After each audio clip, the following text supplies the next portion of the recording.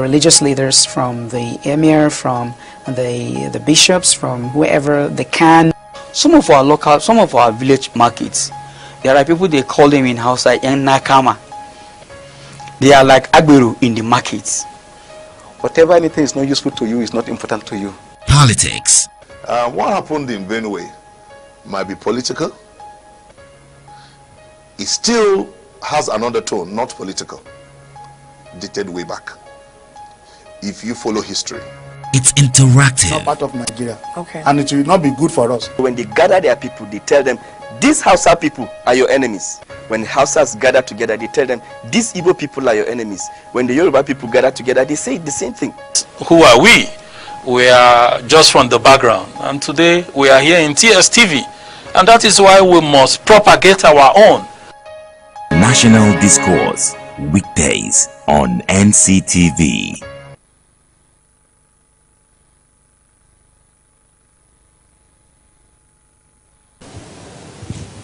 Good morning and welcome to National Discourse. And of course, our country, we are not smiling at all when it has to do with the fight against corruption.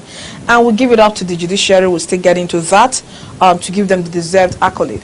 Now, just a few days ago, we saw Justice OLUBUKOLA BANJOKO of the Federal High Court Territory in Gudu, Abuja here, sentenced a former governor of Plateau State and a 7th senator representing Plateau Central of Plateau State, Joshua CHIBI DARIYE, to a cumulative sentence of 16 years.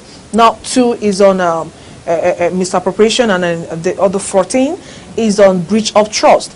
But at the end of it, she said that this sentence is going to run concurrently, which means he's going to serve for 14 years. Now, this is what I have to dissect today in National Discourse.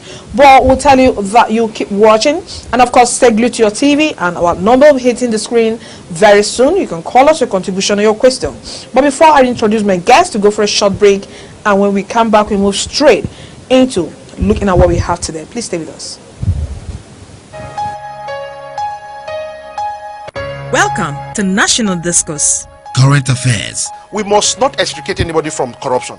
If any one of them is found wanting, the due course and the law must take its course. Nation building. Administration is slightly different from the last one in the fight against corruption. We need to really task our leaders, who are the religious leaders, from the emir, from the bishops, from whoever they can.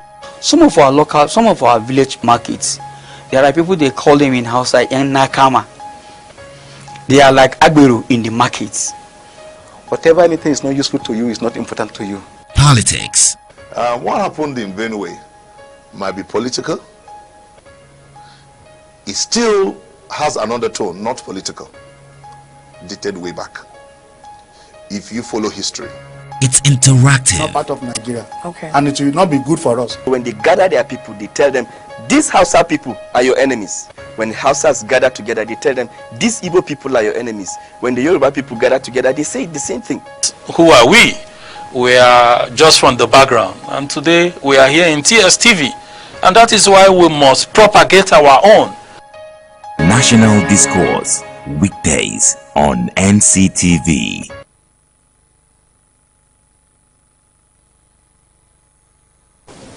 Yeah, you're welcome back from that short break. And of course, in the studio with me today, I have Mr. Kennedy Ambo, our regular analyst, who has been helping us to, dissect some political and of course national issues that worth, discussing.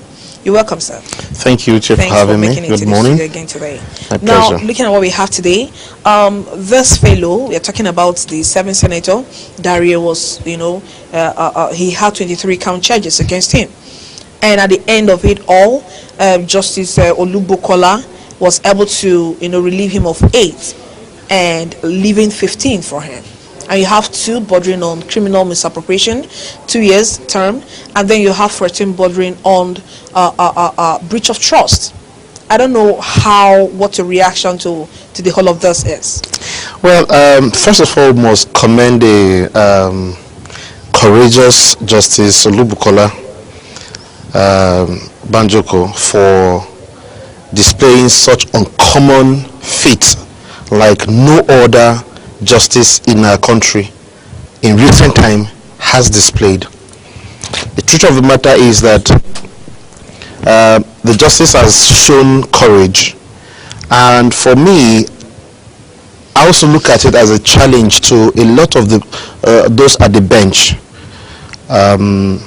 especially the men who have not displayed the same courage like Justice OLUBUKOLA.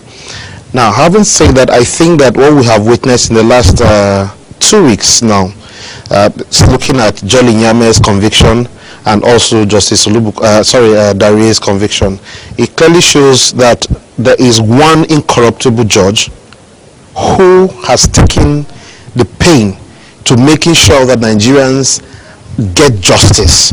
Because the crimes committed by these two fellows clearly shows that, number one, breach of trust, public trust of the people of their states, and also Nigeria at large. Then you have misappropriation and all of those things. And so if you look at the fact that out of 23 count charges, 15 of them, of those charges, the Dariye is being held onto, I think it's quite commendable. Because what the woman has done is to effectively look at the issues and areas where they are validity. And rightly so, she has nailed Dariye on that count. And I want to commend her for that. Now, the fight against corruption has really kicked off. And as it has taken off, we hope that more of this would happen. If we have seen this in the space of 2 weeks, 2 former governors hauled in and charged and sentenced to 14 years each, then I think we want to see, and I'm proposing that all the cases before of corruption that has to do with politically exposed persons should be transferred to her, because she has displayed courage. It shows that she is willing to serve justice, and we should do that. And not only that, but I think that the call out is for other justices in different courts across the country should emulate her, because there is dignity in what she has done. She's leaving a legacy. Posterity will judge her for it, that she did justice where other fellow justices like her couldn't even do that. Now, looking at this judge, she happens to be a woman. I want us to divert a little bit. She happens to be a woman, yes, and probably under a man. Yes. Good. Now, where does this put us on the spotlight of most men that would tell their wives, please, can you just stay back at home and don't do anything? Well, where does it put us on the light of professionalism on the part of the females? I for one, yeah, this is a big digression. I for one have never believed that. I've never believed that a man is greater than a woman. That's my personal view. I am married, and I don't see myself as the better equal of my wife. I believe that we are equals, and what I can do, my wife can do, and even much better. And so, looking at that from that perspective, I think that, and this is not to say there are no women who also have compromised. A lot of them are there. Sure. There are so many women, female justices, who also have not done anything. But at least one person have stood up. Yes, like their male counterparts. But this woman stood up, and she's now an Amazon, a beacon, like we saw in Dora Akunyili. So I think that if I were Justice OLUBUKOLA, one of the things I would want to do, or even the justice itself, the system itself, I would want to put a symposium together where she would talk to her fellow women on how to be courageous, because we need courageous people in our country right now. We are lacking people who can speak the truth to authorities and to people. People, we are indulging in we indulge each other too much. We indulge in nepotism, tribalism, and that is not fetching us anything. So we need people who can stand up and say, irrespective of your religion, and I think she's a Christian, irrespective of your creed, irrespective of your tribe, I will mete out justice to you as I deem fit. And so that is what we need to see at this point. I know that for now, a lot of people will look at it and say, the two governors that have been... Don't worry, don't go there. Okay. I actually know where you're going. Okay, fine. All right. So, now, let's come back and look at the fight against corruption. Yes. Now, I wouldn't want to ask when this matter was started. I don't want to ask when this trial... It started in 2007, 11 years ago. Good. So, who are we giving credence to? Now we've had past presidents come and go. Who exactly are we giving credence to? Is it the person that finished it? I mean, it was finished in the steno, or the person that started it? You see, the fight against corruption, nobody should ever take credit for it, really. It is something, it's an endemic situation we have in our country. And because it's so deep-seated, we need to be careful not to politicize the fight against corruption. I know for a while we have talked about the fact that this government is prosecuting only those in opposition. And then I'll come back to the point I wanted to make. Yes, I understand. Which is the fact that if you look at it, I know some pundits have said that DARIYE and Jolly Nyame only moved to APC because they thought that was a safe haven. And so that they were not going to, especially DARIYE's case, he won the ticket, senatorial seat under PDP and then jumped to APC. Now remember, he had done that before under ACN, and then he moved again to PDP. And so he's done that back and forth. So, but people are saying that he's decamping to APC so that APC can shield him and give him cover from the prosecution. But unfortunately, that didn't happen. And so you have that school of thought who say that, yeah, well, they're only prosecuting opposition party, like PDP and the rest. But then another school of thought has also come out to say that, well, just to make the government look like they are prosecuting their own as well, even though these two guys were originally PDP, that they are taking them as scapegoats. You see, all kinds of permutations are there. Sure. I don't want to dwell on that. But if you must give credit, we must first of all start from where it starts. Number one, the anti-graft agency. So many times we always say that they don't do their jobs properly, but then again we must be careful, because the fight against corruption is not just it's not a straitjacket thing. Number one, you need to gather your evidence. You need to do your investigation, gather your evidence, then charge to court. Now, beside those, you also have the issue on the part of the judiciary, which is technical grounds, talking about the people at the bar. That's the lawyers, who most times are the ones that these politically exposed people who have stolen our common patrimony have enough money to engage their services, and then they come in and they come and speak and then manipulate the system, because they understand the workings of the bar, the bench, and so they come in and then pervert the course of justice. And most times what they go for, they don't go for the substance. They go for issues, technicalities.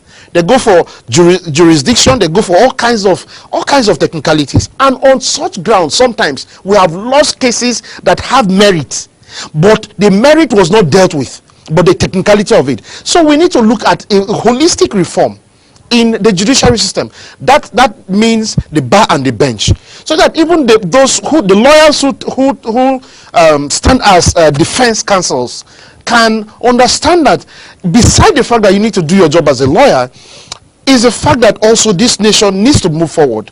Because what these politically exposed people do is that they steal our common patrimony. So I want to not say that essentially whether it was PDP who started it in 2007 or is this government. But the truth of the matter is that, again, you will also want to look at what is the value system of each of the administration. Now, we know for sure that this government came on board, and I voted APC because I felt that number one thing that this president was going to do was to fight corruption. That's the singular reason why I fought. You say you felt? Yes. Has that feeling changed? Yes, it kind of has changed. Wow. Over time, I didn't see... Is this administration not fighting in, corruption? Probably the way you what I expected them to do ab initio was, first of all, and I think they have sent a bill to the National Assembly to ask for special court to try, which I fault. I don't think that is what our problem is. What do you think is our problem? I have always said... You think the judicial system is slow? No, our judicial system, the jurisprudence in the acts of convicting people or going for trial is too slow. We drag it for too long. I mean, you can imagine these cases have been there for 11 years. There are cases. There have been the case. I read some time ago, last year or 2 years ago, of a woman whose case had been there for 25 years. And the woman, at the time the judgment was delivered, she was already 80-something. And so you can see that even though, that's why in public parlance, we say justice delayed is justice denied. Because at the time you turn... And then, on the same hand, justice rushed too. No, it's not a question of complications. No, it's not a question of rushing justice. It's the fact that you need to look at justice on its merit. No, remember why we were talking, the reason why mostly anti-graft urgency, their prosecution counsel, has been losing cases most times, is because they don't really take time to dig deep into these matters. Now, like you said, there are so many technicalities at which that forms basis at which they lose these cases. And you mentioned judicial issues. Now, if you have a matter before you and you don't take your time to do your thorough investigation, you don't take your time to gather your evidence, like you said, again, now we can lose matters that have good merit. You see, so why you consider justice delayed too? All right, you justice denied, you look at justice rushed. Yes. Now I'll tell you that I don't think that the fight against corruption is such a difficult thing. It's not rocket science. And you're not against, you're against the anti-graft agency having a different court, or Nigeria having a different court to try them. Fight corruption. I don't think we should do that. Why? What's your reason? I have said it. That means if you have to have special court for corruption, then you must have special. You would begin to think of special courts. But we have special court for we have tribunal cases I know you, for election. Yes. That doesn't mean we've had special court but for it's not a special court per se. I don't think there's a special court for tribunal. We have the court of appeal. We have tribunal. We have a tribunal. Okay. Which is the first electoral matters. Okay. Yeah, and then we have NISC. That's a Nigerian Industrial Court. That is there also. We have a customary court. Exactly. That handles labor matters. We have all kinds of courts. But what I'm saying is that when we begin to proliferate the courts, we are whittling down the whole system. I don't think we should, because it gets to a point where you would now begin to say, no, we need to have a special court for kidnapping, because kidnappers are now all over the place. You need to begin to have a special case for people who, all kinds of things. So we don't need that. Let me tell you what I think we need to focus our energies on. Number one is the fact that why are people exposed to corruption? You must tackle it from the roots. Now, if you look at all these cases, number one, you look at the fact that these governors, especially if you trace most of the cases, you notice that the corruption cases come from either the ecological funds or security votes. Now, when you put too much money in the hands of these governors, that most times, especially security votes, is unaccounted for. And so you see these people going into these public funds that are meant for purposes of securing their states and development. And you see them doing nothing, but their monies are being withdrawn. Now, so let me explain to you why I think that dealing with corruption case is not a question of whether justice is delayed or is fast-tracked. It's a fact that even as a sitting governor, I think that if you have the measures in place, you can track every kobo that goes to a state government and every kobo that is disbursed. And every kobo disbursed that is not meant for its purposes. Because misappropriation is as weighty as mismanagement or fraud. Now, that being said, what we need to do is to tighten the noose on how people get their hands into the public funds. And so how do you have this money?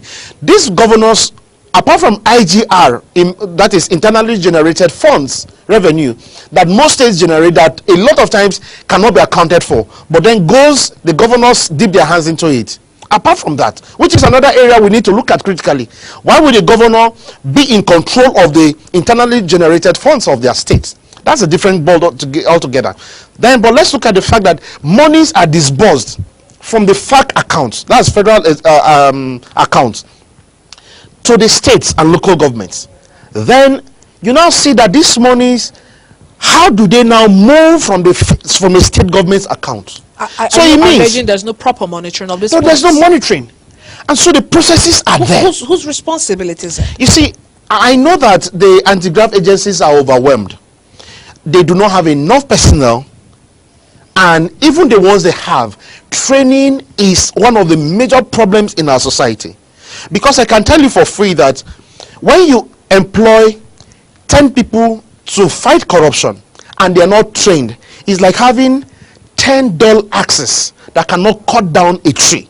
But if you have one or two trained professionals or detectives, they are like two good sharp axes that can hew down a tree.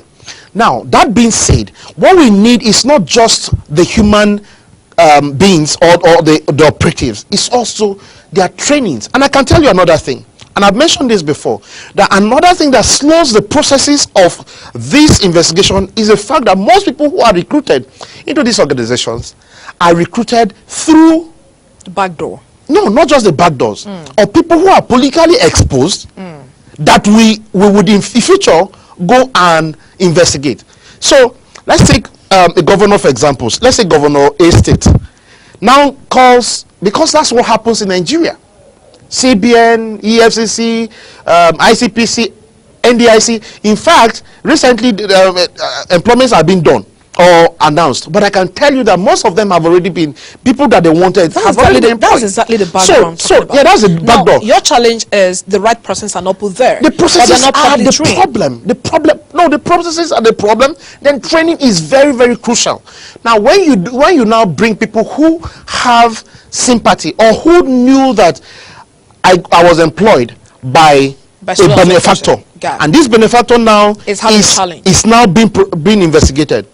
Now, even if I'm not the one investigating me directly, the mere fact that Barrister Uche is investigating the person, and I know, I would always snoop on your investigation.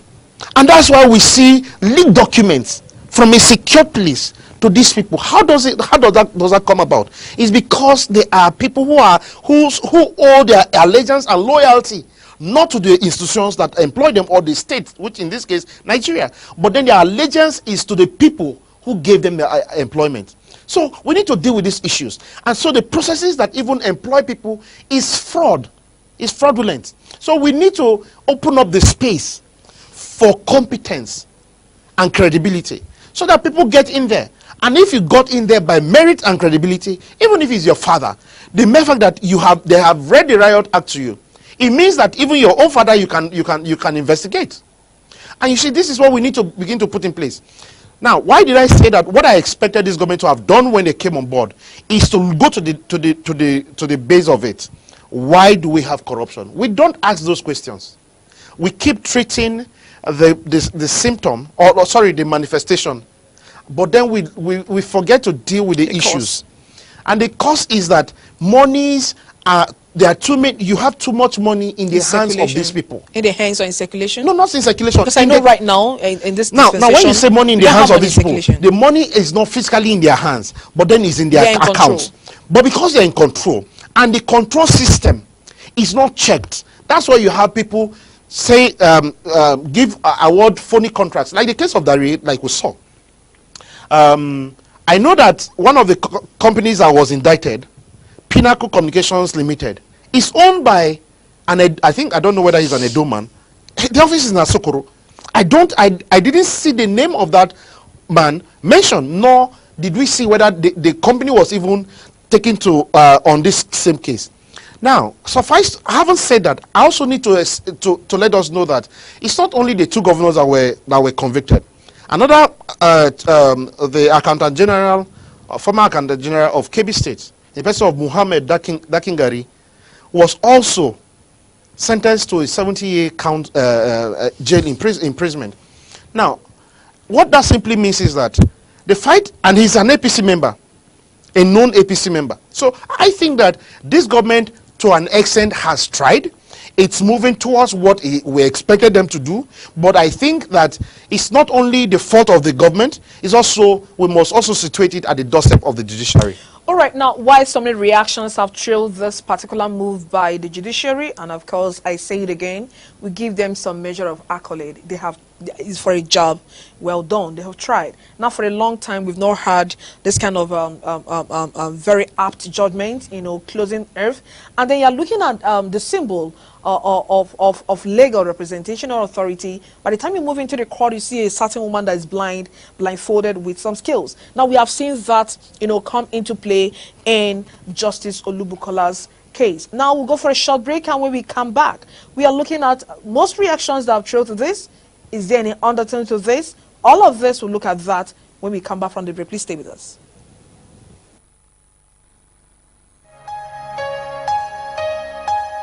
Welcome to National Discourse. Current affairs. We must not extricate anybody from corruption.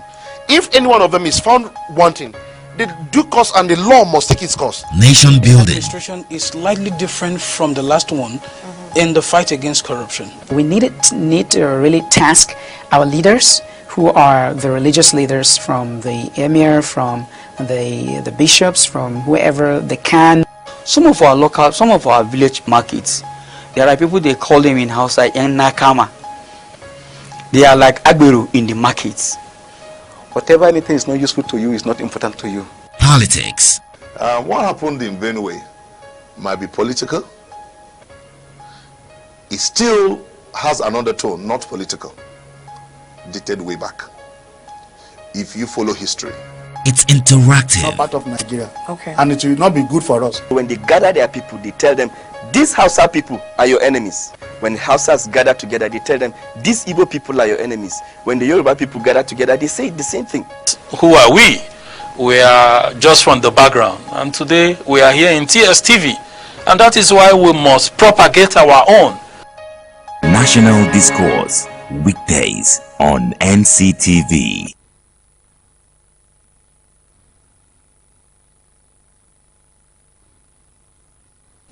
All right, we'll come back from that short break. And of course, as we have been having in our country, Nigeria, every single issue that comes up has some undertones. And of course, it has some reactions trailing. Now, one of those reactions is the fact that people are saying these two people that have been convicted by this justice or the judge, they are all Christians. I mean, we have so much grown as a country, sir, that all our matters has to have this kind of ethnic touch on it.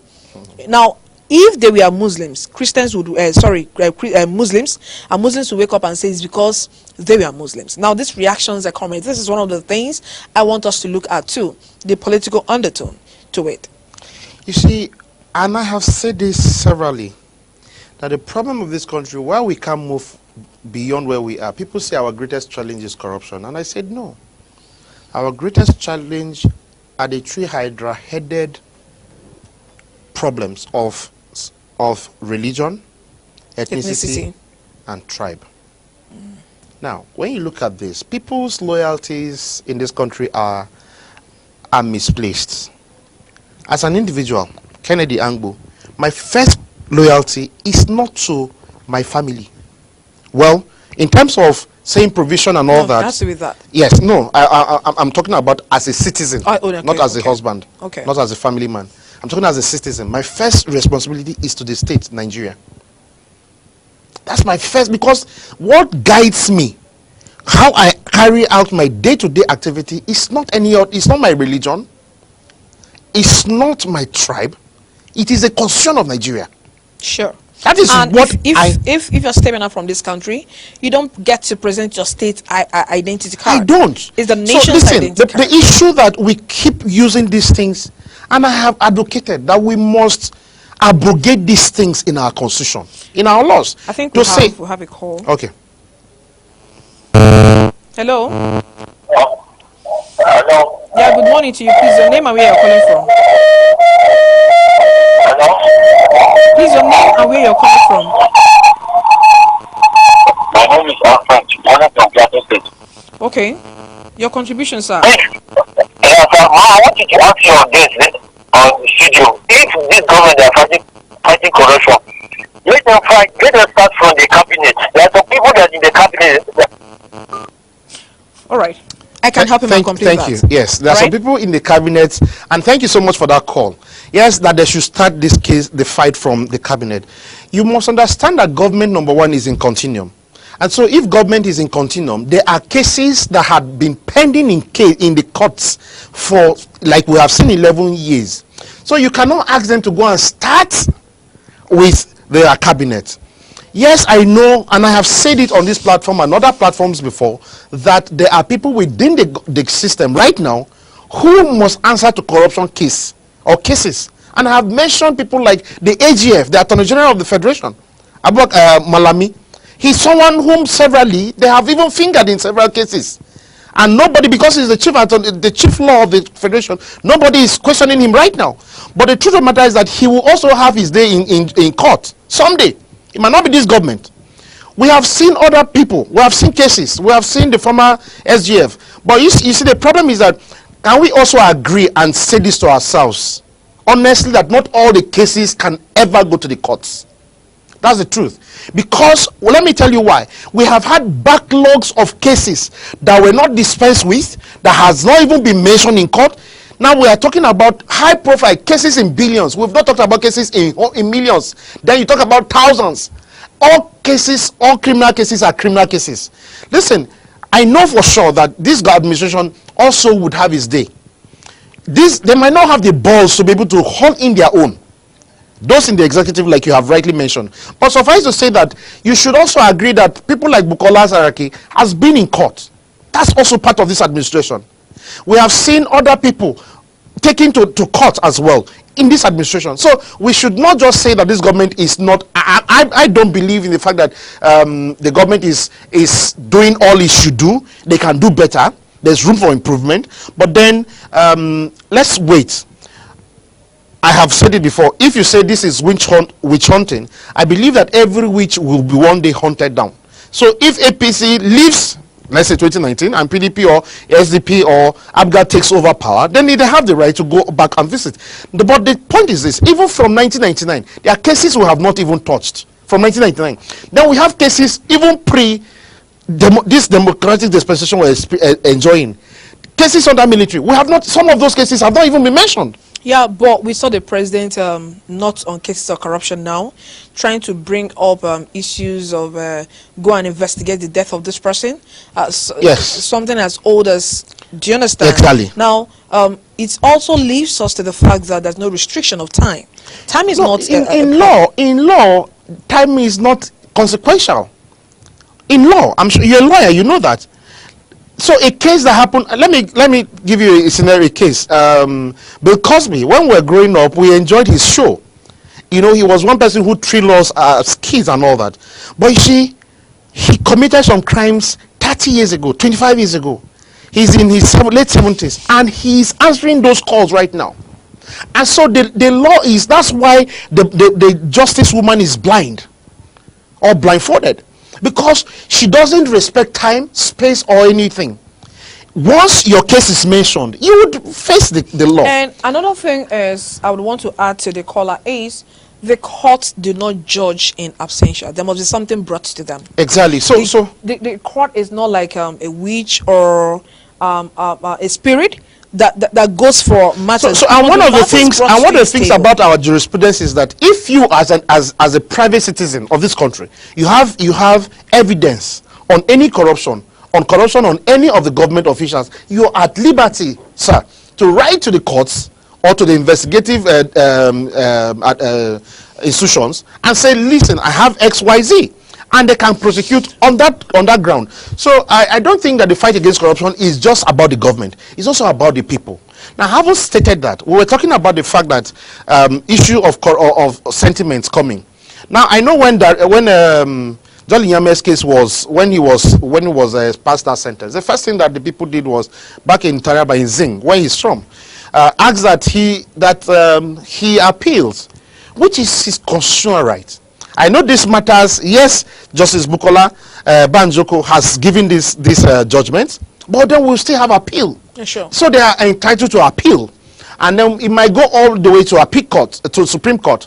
But you see, my fear now is that now that this justice has done a good job, I hope that those at the apex courts will not go and sabotage what she has done.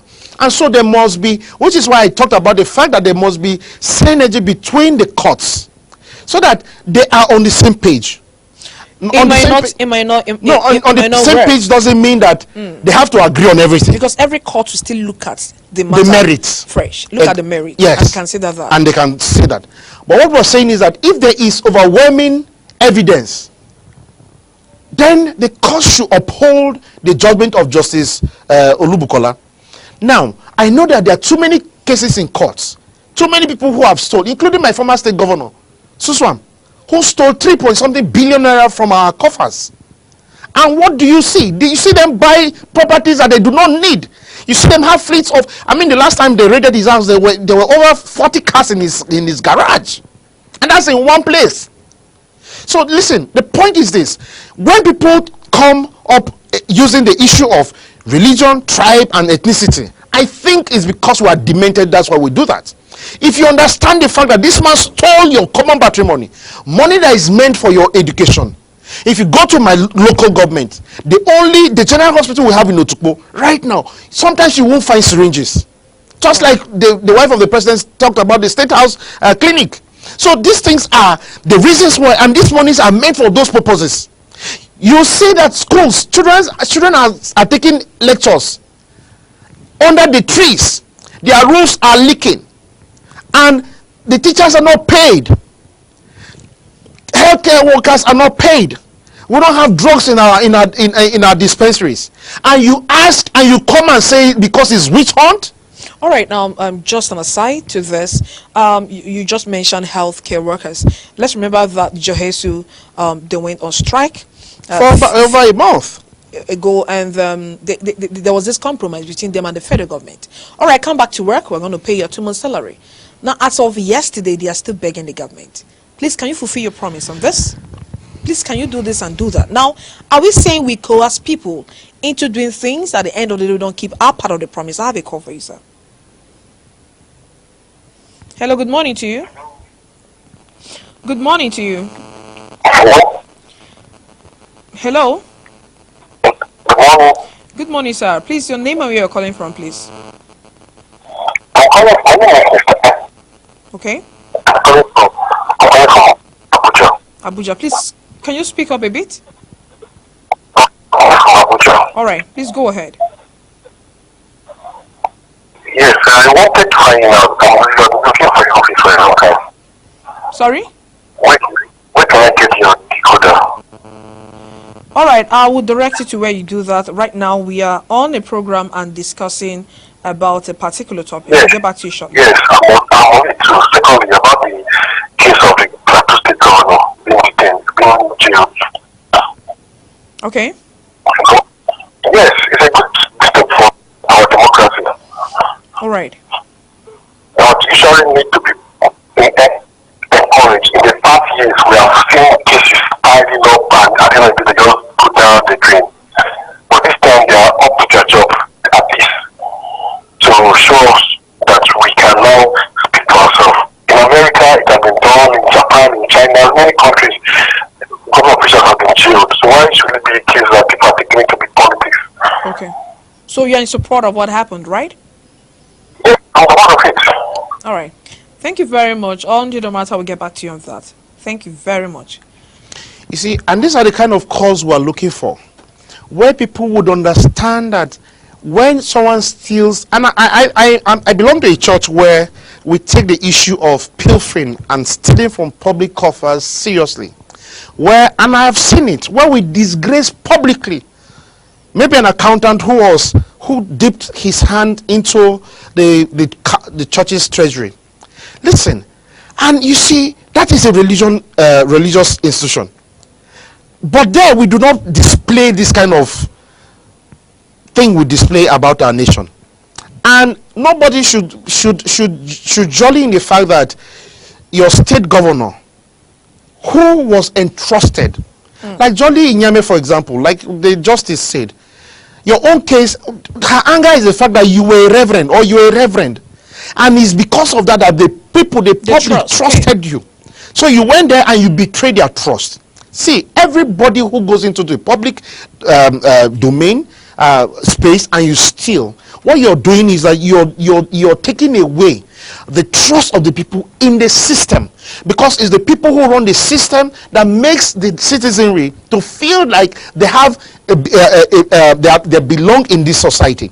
And so when you go and you steal and people don't get what they deserve, then you are perverting the cause of the people. All right, let's take this call quickly. Hello, good morning to you. Good morning.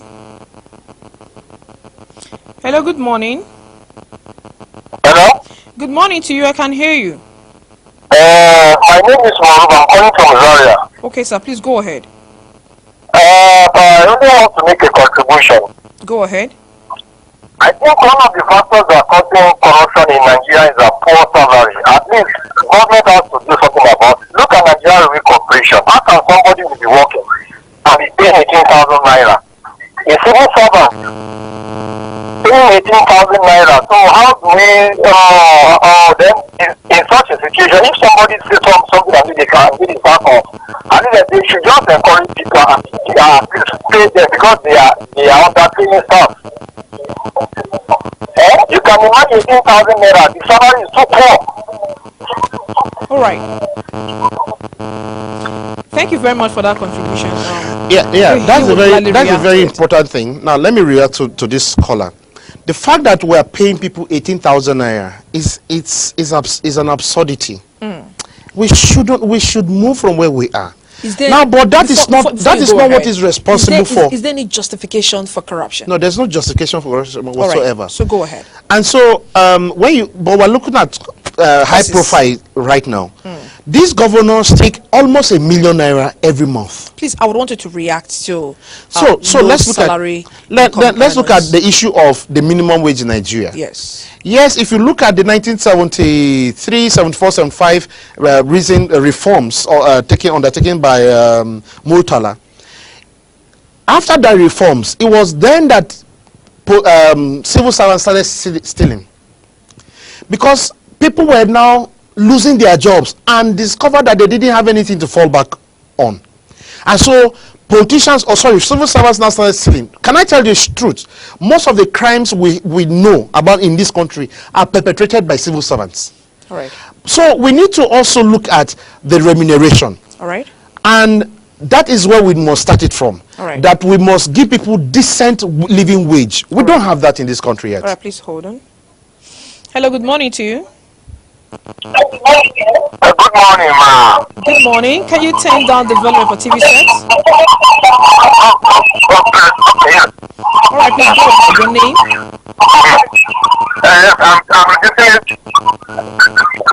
Sorry? Okay, my name is Declan Oka. All right, I'm calling from Calabar, Cultural State.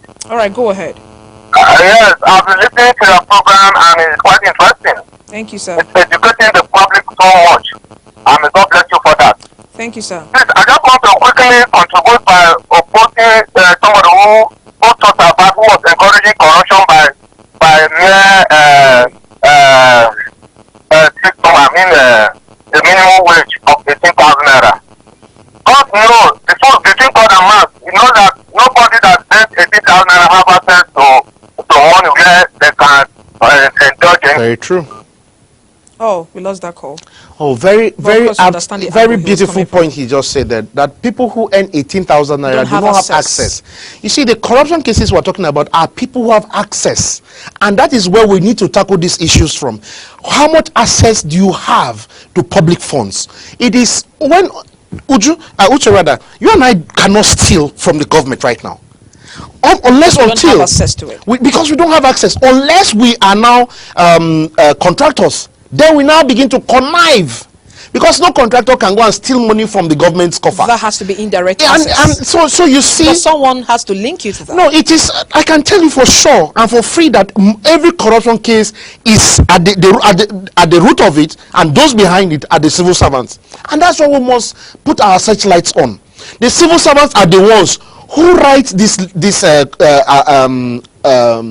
who give out the contracts. The civil servants are the ones who award. They are the ones who vet them. They are the ones who are supposed to supervise. Can we take this call together so you react to it?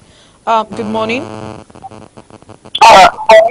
morning, ma'am. Please, I'm the one who was just calling and all right, please go ahead. Yes, nobody that earns minimum wage of 18,000 have access to any form of money that you can experience any form of corruption at that level. Yes. The minimum wage, because some people don't understand. There are some people who earn under minimum wage and earning up to million plus today. So many people don't even understand what is behind minimum wage matter. Minimum wage is not just 18,000 naira. If you check all over the country, I don't think people that earn minimum wage are up to 1% of the whole population of workforce. So the 18,000 naira matter is not a platform where somebody will say that that's what basically in the hands of those who are giving a huge amount of money in the system. Not just the petty workers, the cleaners and all of that around the workforce. So let us all use minimum wage as a guarantee for corruption in the country. Of course, let us also consider the work that the present government is doing by way of pursuing, checking corruption. It's quite encouraging, but they should also try to check themselves. I believe presently the corruption in the country is higher than anyone. Although I may not be an elderly person, but I believe that the corruption in the country has never been witnessed like this before. So let them continue to keep themselves, check within themselves what is happening, so that the country will go forward. Thank you. Thank you very much. If you remember, that was why I asked that question after the caller called. I asked, is there any justification for corruption? Absolutely, there's no justification. Let me quickly enumerate some of the issues or the negative effects or impact of corruption. We have just 3 minutes to go. Yes. So when you see Nigerians going through Libya to Europe and are taken into slavery, sold, and some killed, some die, and some are incarcerated in some of these countries around the world, the resultant effect of that is because of corruption. When you see mothers go to deliver and they die because of certain things, is because of corruption. Because they lack access to good health. When you see that our children go to write JAM and WAEC and 60-80% of them fail, the resultant effect of that is as a result of corruption. When you see that all our roads have potholes and we cannot drive and we lose people on a daily basis, the result of this is corruption. When you see people, herdsmen and farmers and kidnappings and all over the place, the result of it is corruption. Listen, the effect of corruption we cannot stress. When we don't have electricity, the result of it is because we have corruption. Listen, Nigerians must unite against corruption. We must say to ourselves that if I find my wife to be responsible and have stolen any money, I, as the husband, I have the duty to Nigeria that I have pledged to live in this country, to report my wife to the authorities until we get to that point, which is why we must laud this government for introducing the whistleblowers policy. It's a good thing, and I expect that a lot of people should be blowing whistles. Now, before we conclude, just recently, CAN have taken JAM to court for setting police examination with they have this English Arabic. And Arabic. The point of that is, when you categorize that, I haven't seen it, so I cannot comment. But if that is what it is and that is true, then we need to look at it. And all of that are forms of corruption.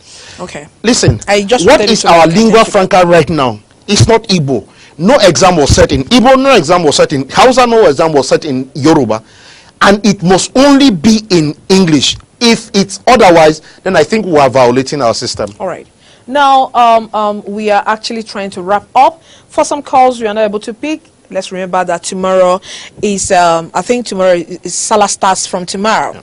We'll be here in the studio representing our brothers from the Muslim path or from Islamic religion down here, just to showcase ourselves as Nigerians that opt and of course want unity of purpose. Now, talking about corruption, like you said, corruption is all around you. It's not about the high profile cases. There is corruption going all around you at every particular point in time. But what do you do as a good citizen? You don't keep your mouth shut, because whatever thing that affects one person affects a whole person. Now, if people don't have access to good healthcare services, it ends up killing women that have gone to give birth, and of course for other things around the globe. So don't keep your mouth shut on corruption. Of course, we should always commend the government for every single fight given for corruption. Of course, back to Justice Bukola Banjoko, some measure of accolades to you, ma, for doing that. And of course, both of us have to pick up from her. And from me, the studio is a goodbye from National Discourse. I remain Uche Uduma. And of course, to my guests, thank you very much for coming. So much for now, tomorrow, stay glued. We have Salah celebration here in the studio. Thank you. God bless you.